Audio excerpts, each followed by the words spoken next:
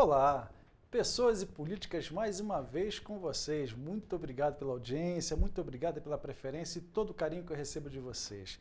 E hoje o nosso programa está trazendo mais uma pessoa do governo Paulo Mostrange, secretário, com um grande conceito no nosso município. Estou falando do nosso secretário Neném Peixoto. Eu falo Neném Peixoto pela intimidade, conheço ele há algum tempo, e ele está aqui para conversar conosco, para bater o papo de sempre com o nosso telespectador, para falar um pouco, Neném Peixoto, da secretaria, do teu trabalho.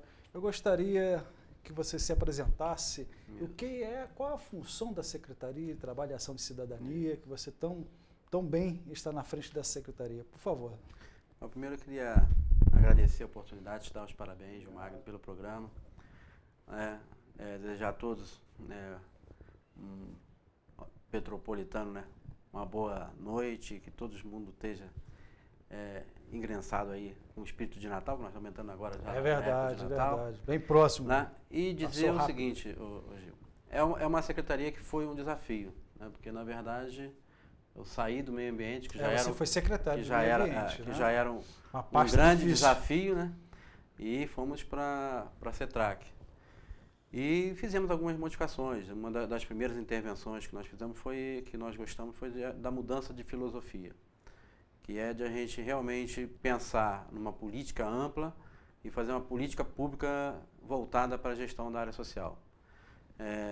Buscamos um novo espaço, fomos para a Rua Ipiranga, que também foi uma grande conquista, botar ali uma secretaria voltada para o lado social dentro de uma rua tão importante da nossa cidade, que nos dá esse conceito, que é onde a gente queria realmente botar a dimensão da secretaria.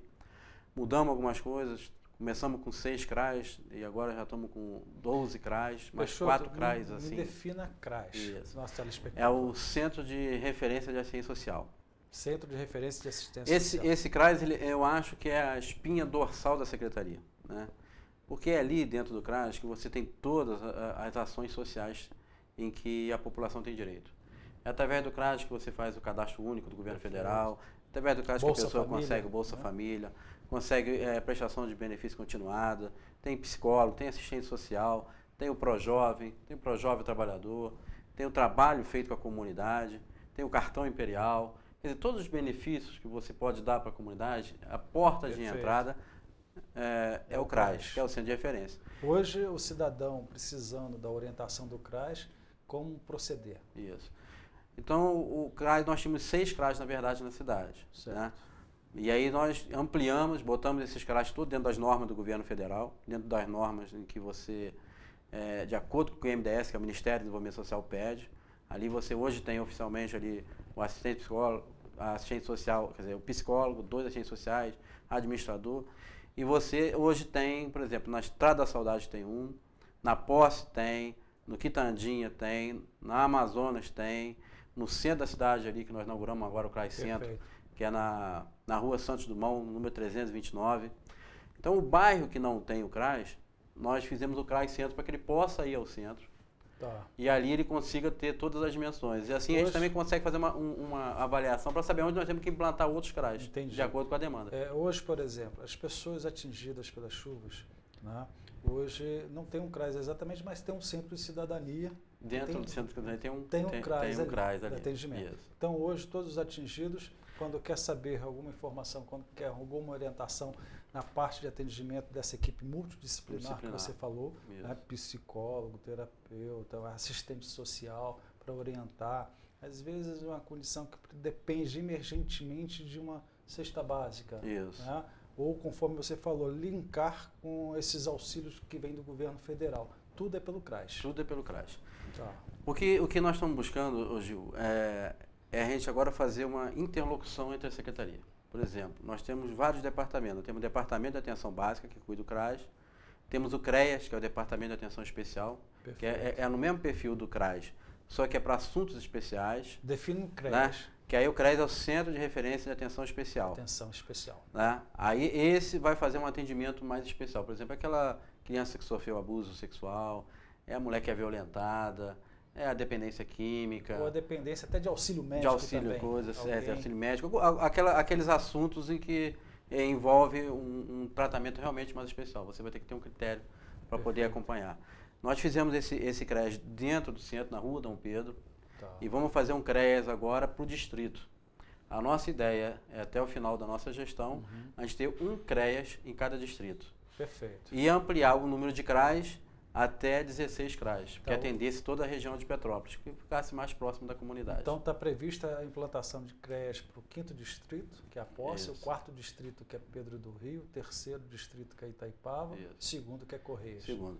Está previsto... Já estão previstos para isso. Agora nós já estamos buscando uma residência entre Correios e Itaipava, onde nós arrumamos primeiro, a gente vai já vamos instalar esse primeiro. E a partir de janeiro do ano que vem vamos fazer a instalação dos outros.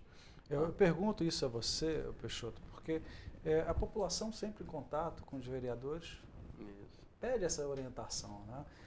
Mas agora, depois dessa tragédia toda que aconteceu na nossa região, tem muita gente que precisa dessa assistência, né? Dessa orientação. Apesar de estar sendo atendido, né? O que está acontecendo hoje, muita gente elogia também o serviço. Então tem um lado cheio e o lado vazio do copo. A gente tem que valorizar os dois lados. Não estamos aqui para criticar a troco de absolutamente nada, simplesmente para construir políticas públicas. E esse programa Pessoas e Políticas tem esse intuito, apresentar as pessoas que constroem política no nosso município. Tem aquelas que querem falar, né? Você é alvo de críticas, nós somos alvo de crítica, a Câmara Municipal, até essa semana, eu pude observar dentro de um programa de TV da nossa região, uma pessoa sem conhecimento absolutamente nenhum, falando bobagem. Aqui na nossa região não tem vereador presente, não tem o Estado presente, não tem o município presente. Olha, quando você vai ver, é sempre alguém interessado na cadeira de alguém. Ou na tua como secretário, ou na minha como vereador, né? Sempre alguém querendo pela difamação, pela mentira, pela calúnia, tentar induzir a população a acreditar que não tem presença de Estado, não tem presença de autoridade na região. Eu falo isso porque na região do Cuiabá tem uma liderança que se diz liderança comunitária, porque eu não considero um líder comunitário que fala dessa maneira. Liderança tem que chamar as autoridades para o lado da comunidade e não colocar contra a comunidade, falando que não tem prefeito, que não tem secretário, que não tem vereador, que não tem assistência. Ora, pois, tem muito trabalho feito, não é verdade? Então, Peixoto... Eu acho, Gilmar, importante ter essa sua fala, pelo seguinte, porque eu vim de associação de moradores. Você sabe como é que é perfeitamente. Eu fui presidente da Associação de Moradores por Dom Amato, fui presidente da Associação da Zonal das Associações de Itamaraty. Já fechou a porta para alguma autoridade? Eu acho que não, né, Peixoto? Eu acho que o que a gente tem que ver é o bem-estar da população. Sim, lógico. Todas as pessoas que são líder comunitário, que são políticos, eles têm que lembrar que nós somos passageiros por esse carro. Nós estamos de passagem. E nesse momento que nós passamos, a gente tem que tentar fazer o melhor para atender a população. E esse melhor você só se faz com diálogo. Porque quando você tem o diálogo, você pode acertar, você pode errar, mas você vai estar junto com a comunidade. Então, nos momentos que você acertar, você está acertando junto com eles. E se errar, também está errando junto. É verdade. Não tem que ter vergonha, porque também ninguém é perfeito. Às vezes a gente erra nas decisões, mas é importante que só erra quem faz. Então, se a gente está buscando alguma coisa, está fazendo, nada, não vai ter 100% de acerto. Mas o importante é que tanto esse acerto quanto o erro, ele vem através de um diálogo e que você entenda qual é a etapa e como que é feito esse processo com muita transparência. É o que a gente tem feito com o Cuiabá. A gente tem feito reuniões periódicas, a gente tem conversado com as famílias, falando das dificuldades, falando dos aluguéis sociais. A gente sabe que tem gente que recebeu sem merecer, a gente sabe que tinha gente que merecia e que não tinha recebido. A gente sabe disso tudo. Em nenhum momento nós chegamos e falamos assim, não, todo mundo que está recebendo é porque realmente precisa receber. Nós falamos, nós sabemos que tem essa dificuldade, estamos fazendo as avaliações, estamos fazendo as substituições. Alguns nós até sabemos que não... Tem denúncia até infundada também. Tem denúncia, tem. Só nós pegamos uma família que veio do Rio, enganou todo mundo, enganou até a população, recebeu o aluguel social, recebeu geladeira, fogão. Nós fomos na casa dela junto com a empresa, retiramos tudo, porque a gente quer dar maior transparência. Mas muitas coisas, às vezes, a gente não consegue realizar a tempo que nós desejamos. Por quê? Mesmo quando vai tirar alguém do aluguel social, que nós já sabemos, tem um trauma ali, você né? tem um trâmite, você tem que mostrar porque não fez, tem que caminhar o governo do Estado tem que fazer uma sindicância. Demora. Entrar é fácil, quem engana entra é fácil, mas para a gente tirar é difícil, porque para você tirar tem que mostrar que aquela pessoa realmente não precisa, e aí tem um processo. Secretário Peixoto, aproveitando que estamos falando de aluguel social, quantas famílias hoje estão recebendo aluguel social? Hoje nós temos 905 famílias recebendo aluguel social. Tá, essa renovação está garantida, né, secretário? Isso, essa renovação...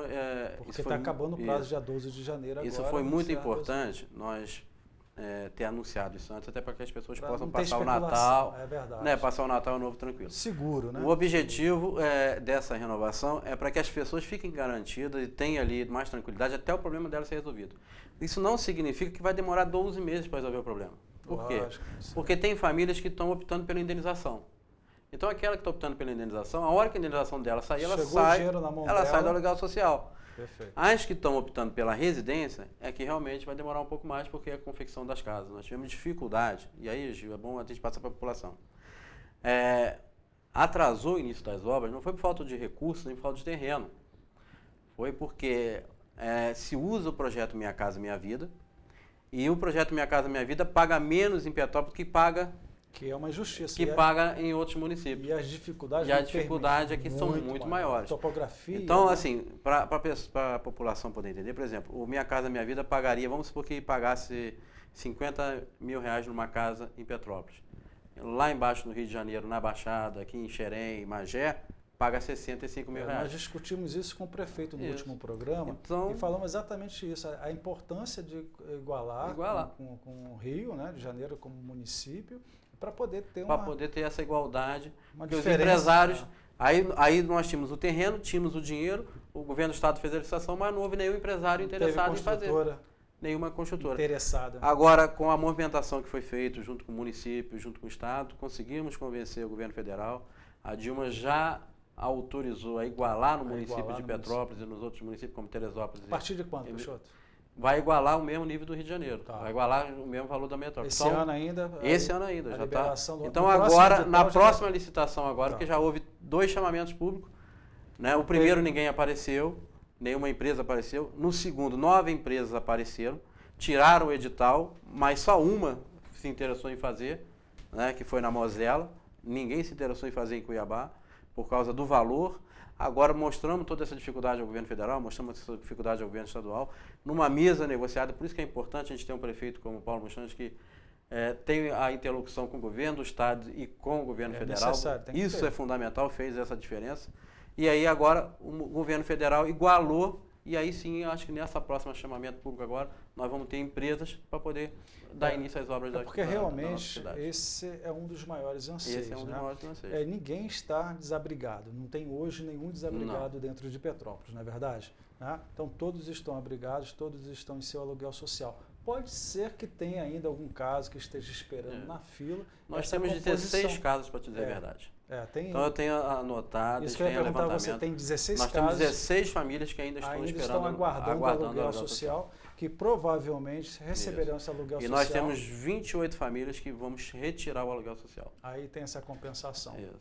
Perfeito, secretário. Olha, vamos continuar no segundo bloco falando mais sobre as áreas atingidas, falando o cronograma, como é que está esse cronograma de obras, quantos terrenos exatamente já tem no poder do município de Petrópolis, falar quando é que vai iniciar essas obras, se tem previsão. Sei que acabamos de falar da licitação. Está dependendo de entrar uma empresa que tem interesse em investir em Petrópolis e construir essas casas. Então, temos muito para falar daqui a pouquinho. E vocês que estão aí, nos aguardem. Fiquem aí. Até já. Você está assistindo ao programa Pessoas e Políticas com Gil Magno, todas as terças e quintas às 14h30 e 23h30. Acompanhe também pelo site www.gilmagno.com.br. E voltamos aqui mandando um abraço para o meu amigo Gustavo Rabelo. Boa recuperação para você, Gustavo. Mente quieta, espinha ereta, coração tranquilo. Siga essa receita, meu amigo. Você viu o que o coração faz, né? E aqui também quero deixar um grande abraço à minha amiga Adriana, irmã da Patrícia Silva. Forte abraço, Adriana. Um abraço para os aniversariantes Eduardo Santos Pereira, a Tati Carvalho, a Rosane Carvalho, a Sumara, Ronaldo Figueiredo, Rosana Maria Pérez. Feliz aniversários para vocês e conte sempre com esse amigo que vocês têm. Meu caro amigo Neném Peixoto, vamos voltar aqui ao nosso bate-papo. Tem muita coisa importante ainda para passar para a nossa população. É muito rápido esse nosso programa. Eu gostaria que você continuasse falando, para não ficar nada mal explicado. você falou que tem a renovação do aluguel social. Essas famílias que estão na fila de espera vai acontecer porque elas foram atingidas, todas atingidas receberão de fato seu aluguel social. Isso é fato, Isso né, é fato. secretário? Então, tem essas pessoas com gracinhas que abusaram aí agiram de má fé. Agiram de má fé, serão de certa forma penalizadas, retirando o aluguel. Penalizadas não, fazendo o correto, tirando o aluguel, não merece, né? E dá para realmente quem merece, quem precisa. Peixoto, são mais de 900 famílias em aluguel social.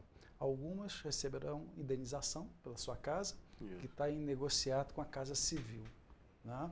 E através daquele mapeamento que foi feito para o INEA, que em várias audiências públicas foi explicado para a nossa população como é que vai acontecer, quais são as casas que estão nessa palavra feia que é a área de exclusão, né? Que vão receber uma casa no projeto Minha Casa Minha Vida ou receber indenização. Como está o relacionamento com a Casa Civil e o que você percebe? Tem muita gente ainda que não está entendendo, a negociação está caminhando, o entendimento está acontecendo.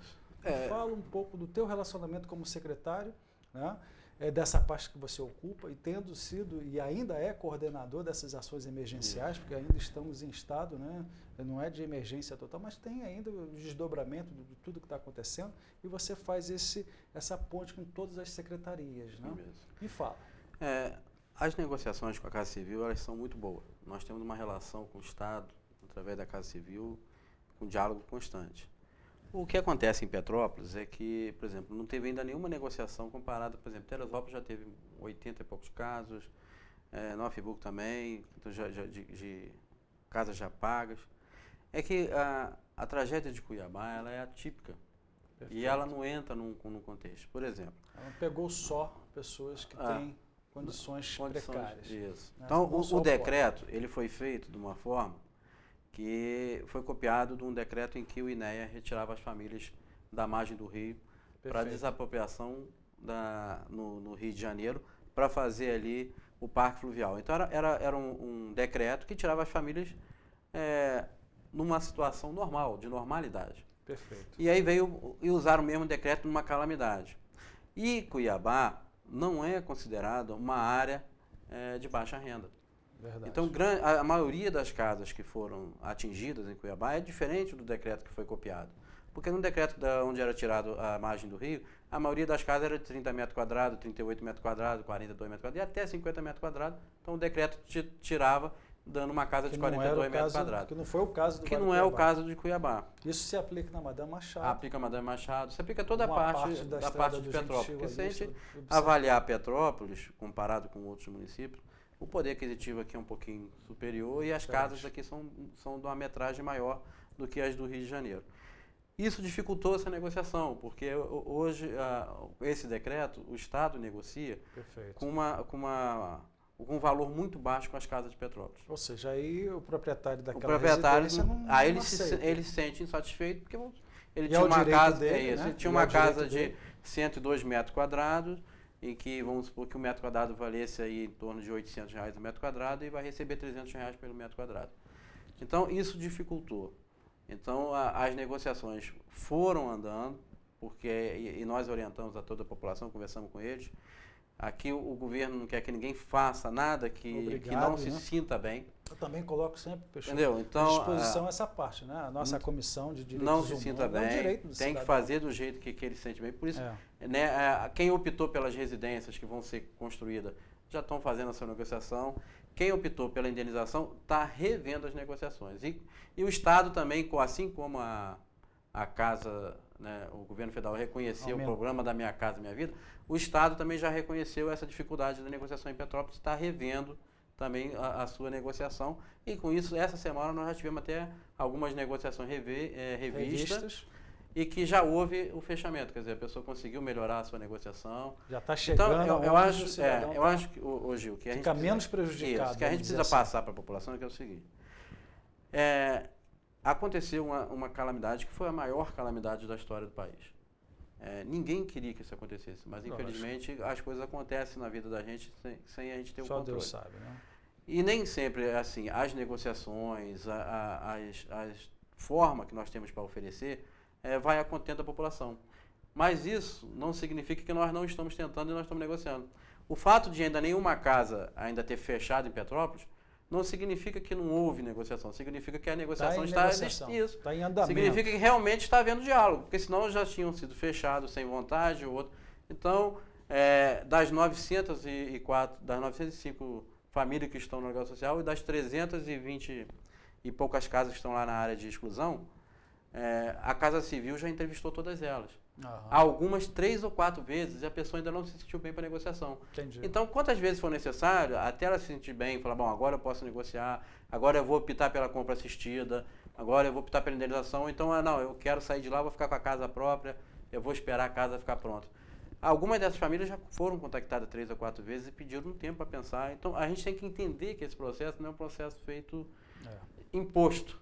A família tem que querer. Tem que ter negociação, né? Quando há esse tipo de diálogo, realmente é um diálogo um pouco mais demorado, mas é mais gratificante, porque aí você vai ter realmente a contento a necessidade dela. Secretário, você colocou bem. O INEA, dentro do mapeamento, apresentou ali em áreas de exclusão, essa palavra, repito, horrorosa, né? Removendo ali em torno de 340 e poucas famílias. 340 e poucas casas, Isso. 340 e poucas famílias. No entanto, tem mais de 900 né, em aluguel social. Então, essas 340 e poucas casas receberão um processo de casa própria ou indenização, esse sistema todo. A outra diferença também é aquela questão de opção. Está na área optativa. Né, que também receberão o mesmo atendimento. Porque nós temos em toda a área de exclusão, em toda a área, botando a faixa que a comunidade lá entende, que está na área amarela, que está na área vermelha, porque a área vermelha que realmente vai ter que ser excluída. Tem uns que está em área amarela, que a pessoa pode optar em ficar na área verde ou na área vermelha, e tem as que estão na área verde. Ao todo, isso, assim, a gente tem 430 e poucas famílias pegando de Cuiabá até a Estrada das Arcas. 300 e poucas famílias, assim, eu falo tanto, mas acabei esquecendo o valor exato. Estão realmente dentro da área de exclusão. Essas, elas não têm como opinar. Essas, elas assim, não tem como opinar de ficar no local. Elas vão ter que opinar pela indenização, compra assistida ou uma residência. Tem que escolher ali, uma das três que ela vai ter que sair. Porque está colocando em risco a própria vida dela. Então, por isso que ela está na área vermelha. Ela tem o direito de optar dos três méritos que ela tem para poder sair de lá, mas não tem como opinar em ficar. Realmente, ela vai ter que opinar um dos 3 para sair de lá. A área amarela, ela pode opinar em ficar no local se ela conseguir fazer alguma estrutura, que aí ela vai... Tem pequenas obras a ser reparadas. Aí, se ela opinar em ficar no local, ela não tem direito à compra assistida, à indenização ou à casa própria. Ela vai ter direito a uma reforma ou alguma coisa que o governo municipal está pensando. Está previsto esse auxílio de reforma? Esse auxílio, o prefeito tem uma verba que ele destinou, que ele conseguiu naquelas doações de quase 2 milhões. Perfeito. 300 mil foi destinado para o crédito cidadão da emergência naquele momento. Perfeito. E o restante ele guardou para negociar com as famílias umas pequenas reformas.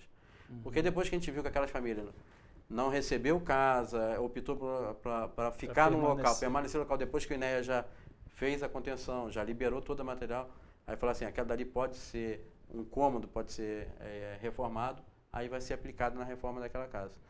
Então, isso tudo vem para fazer esse trabalho da área de exclusão. Mas tem, por isso que tu está vendo aí 905 famílias. Mas tem as famílias que não estão na área de exclusão, mas que estão em risco determinado pela Defesa Civil. Perfeito. No laudo são 2 pontos diferentes. A área de exclusão do INEA está falando na área da margem do rio e a área de exclusão do INEA. É notório, quem visita sabe que tem uma área enorme que foi atingida. E tem outros que houve o alagamento, aí abalou a estrutura da casa, colocou o terreno da pessoa em risco, mesmo ele não estando na área de exclusão, e aí aquele terreno virou um terreno de risco, de alto risco, e a pessoa tem que sair. Então tem esses casos que são... Tem gente que não entende, Peixoto. Por cada caso é um caso, cada família tem uma realidade diferente. Tem pessoas que, de uma forma equivocada, assim, olha, mas a minha casa entrou água.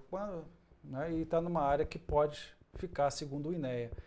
Por que pode? Se entrou água, mas se vai remover a parte da população ribeirinha que foi duramente atingida. uma vez tirando e tem uma área de várzea para o rio, né, provavelmente, só Deus sabe, mas provavelmente, né, o risco é muito menor de chegar até na casa dela. Né, foi feito em 3 níveis, por exemplo. O alagamento, a tragédia foi muito grande. Se nós fôssemos fazer a área de exclusão pela quantidade do alagamento, pela onde o alagamento atingiu, nós teríamos que tirar o Bramil, o ABC, o CIEP, toda aquela parte da cidade. Quantos anos constrói se você avaliar por alagamento e ter que demolir por alagamento, o próprio centro da cidade teria que ser todo demolido. Lógico. Porque o centro da cidade já alagou algumas vezes e atingiu todas as lojas. Né? O que faz a área de exclusão, na margem do rio, é realmente, por um estudo técnico do INEA, ver a área que realmente apresenta risco de vida após o alagamento. Perfeito. Então tem áreas que são da margem de rio, que independente de uma grande chuva ou uma pequena chuva, ela está sempre caindo. E ela tem aquela margem que a natureza vai repondo ao longo do tempo. Então se você mora dentro do rio, a água, seja ela uma chuva pequena, uma chuva grande, ela vai acabar levando a tua casa. Perfeito. Então esse é o ponto que ele pegou lá. Peixoto, me fala sobre prevenção agora. Né? A minha preocupação é com o nosso tempo, tem muita coisa para falar, é importante tranquilizar os moradores das áreas atingidas. Vamos falar de prevenção. Né? Bom, porque tem isso é o mais importante. Nós temos aqui o Comitê de Ação Emergencial, nós estamos fazendo, junto com a Defesa Civil do Estado e com a Defesa Civil do município e o INEA, né, a instalação do sistema de alerta e alarme por sirene. Perfeito. Nós pedimos para 40 comunidades que foram escolhidas de acordo com o critério da Defesa Civil, mas inicialmente serão instaladas em 10 comunidades, porque o Estado pediu prioridade de 10. Nós vamos lançar o Plano Verão, que a gente lança todo ano, que são o plano de contingência do município, onde cada secretaria, cada departamento sabe o que vai fazer na chuva. Treinamento específico. Mas o mais importante, Gil, é a comunidade se preparar. A nossa comunidade tem que entender que nós vivemos numa cidade que vai ter sempre problema com a chuva, independente do tamanho. Ou é deslizamento, ou é chuva. As pessoas às vezes me perguntam, Peixoto, tu acha que vai acontecer outra calamidade igual aquela de Cuiabá? A gente espera que não. Mas quando deu a de 88, nós falamos que não teria outra. Teve de 2001, depois teve 2004, 2006, 2008, 2000. Sempre vai ter. Pode ser com menor proporção, com maior proporção, mas vai ter problemas na nossa cidade. O governo se preparar para evitar o máximo, avisando a população, fazendo a prevenção. E a gente fazendo a nossa em casa, por exemplo, a gente tem que mudar algumas culturas de petróleo, por exemplo, nós temos primeiro da segurança na nossa casa, por exemplo, tu vai morar numa área de encosta, primeiro tu faz o muro de contenção, depois tu faz a casa. A gente inverte, a gente faz primeiro a casa para depois dar segurança a ela, e às vezes não dá tempo de dar segurança. Às vezes esquece até de uma calha e acaba essa falta de calha. Aí vem lixo na encosta, o fator da calha, que muitas casas caem por causa da calha, corte de barranco mal feito, plantar bananeira por cima do terreno, e aquilo depois vai cair. O desvio da água. Então tem vários fatores que você, como morador, tem que se preocupar, não só com a sua residência, mas com a residência do vizinho, que infelizmente não é você querer denunciar ninguém, mas o seu vizinho pode colocar em risco a sua casa e a sua família. Às vezes ele desvia água para você, a tua casa cai e a dele continua lá. Peixoto, você como secretário é favorável a essa indicação, esse projeto de lei nosso, que é apresentando ao governo a implantação da engenharia e arquitetura popular para realmente orientar a população nesses quesitos, né? Isso é fundamental. Porque tem que organizar o nosso solo, organizar as casas existentes. Isso é fundamental. Se a gente passar, nós estamos com um tempo curto aqui do programa, tem que aumentar aqui o teu espaço. É verdade. Né? Depois que a gente esquenta, que o papo tá bom, a gente tem que parar. O que a gente precisa passar para a população é que esse projeto ele vem somar com todo o plano de prevenção. Sim. Porque se você tem uma orientação técnica, porque muita gente, às vezes, hoje que a gente vem em Petrópolis, o servente que faz uma obra vira o pedreiro da obra seguinte. E aí cria aquela norma de que eu sei o que vou fazer e tu vê que existe ali botando peso na encosta sem necessidade. Então essa orientação técnica é fundamental para salvar e vai organizar realmente o solo petropolitano. Peixoto, esse programa está à tua disposição, a gente precisa sempre estar em contato com a população. É um canal para encurtar essa distância e a gente levar a informação da melhor forma possível. Eu desejo a você todo sucesso.